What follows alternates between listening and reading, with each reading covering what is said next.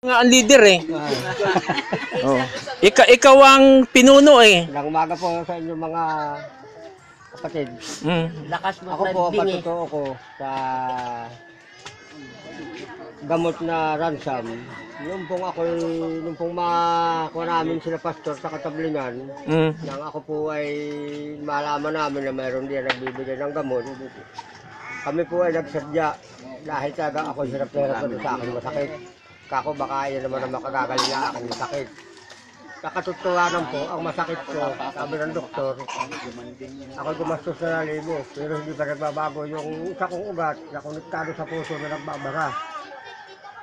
Ayun po ang naging sakit ko. Tapos yung may mga bukol-bukol ako dito, ay hindi masyado, mas importante aking masakit dito. Saka yung aking klima, hindi po nahihinog, para ng tubig na basta na tumutulo sa aking ilong. Noong ako'y maka-attend kami kay Pastor, binigyan kami ng 2 buti, Pastor. Kaya sinubukan ko yung inumin. Ayon doon sa paliwanag ni Pastor na inumin siya bago kumain, umaga, tanghali, hapon. Yung pong 1 buti, sabi niya 3 kutsara. Ang inom ang ginawa ko doon sa 1 buti, yung 1 buti, 1 araw lang maghapon, 3 inom ko lang yung 1 buting maliit. Ay nang po ako makaramdam nung ako makainom, naubos ko na yung 2 buti. Ang sabi ko dun sa aking asawa, ay bakit naman ganyan yung gamot? Hindi na ako mapakali. Hindi ko malaman ko kung matatay, maliligo.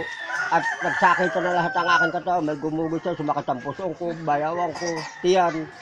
At ako pati nilalamnat, hindi naman ako mainit. Ngayon, nung makalipas sa mga 3 araw hanggang 4 na araw, namuutot naman ako. Pagka 1 linggo, ang dinudumi ko iba na. Para nagtayo ng kambing sa una, tapos lusaw siya na may kasamang plima. At pag uubo ko, parang nalalakbit ko sa aking loob na katawan. Ay pagluluwa ko ay hinog na plima. Siguro may 1 linggo po nangyari sa akin yun nung tumalab na yung gamot na ininom ko. Pero dire-diretso pa rin kami ng inom. Kami kumuha pa nga doon kay Pastor doon sa Katablingan. Kami nagpalista doon, nakakuha kami ng isang malaki.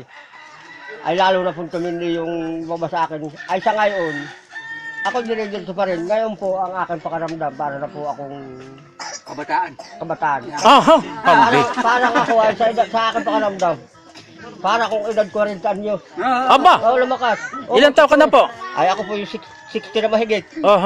Ngayon, noong pong yun ay yung sa akin, ay di sabi ko, ay magaling pala yung gamot na yan. Kaya, at ito pong aking bukol dito, yan, sa tunayan po yan. Yung bukol ko po yan, maliit sa lalaki ng paa. Ay kaya po gagabigas na. Ayan, yung bukol ko yan, halos maliit sa lalaki ng paa, ngayon po gagabigas na yan. Maliit na. Saka itong bukol ko dito ng 2. Ayan, maliit na rin po. Pero ang ginagawa ko po, hanggang sa kayo, dire-diretso pa rin na inom ko. Sabi ko nga, ay sa halip na ako uminom ng sa doktor, ako nga po, sa totoo lang, marami ako may pinamig, pampakalma ng nakarot sa akin, hindi na ako nainom. Kaya yun po lamang ang maipatuto ko sa inyo, sa ransom po yan, ako'y gumaling. Amen. Ngayon po, ako alamin nyo, hindi limit sa kalaman nyo, marami na ako po humihina aking tainga. Pero ngayon po, parang gusto na bumalik sa dati. Saka yung mata ko, bilinaw-linaw na ulit ang paningin ko. Baka din sa banda-banda din, wala na ako salamin. Kaya ako po nagpapasalamat una sa lahat sa Panginoon at kay Pastor na ginawa kasangkapan ng Diyos para makarating dito sa atin. Amen. Maraming salamat po at magandang umaga. Palakpakan po natin si tatay. Si Balae.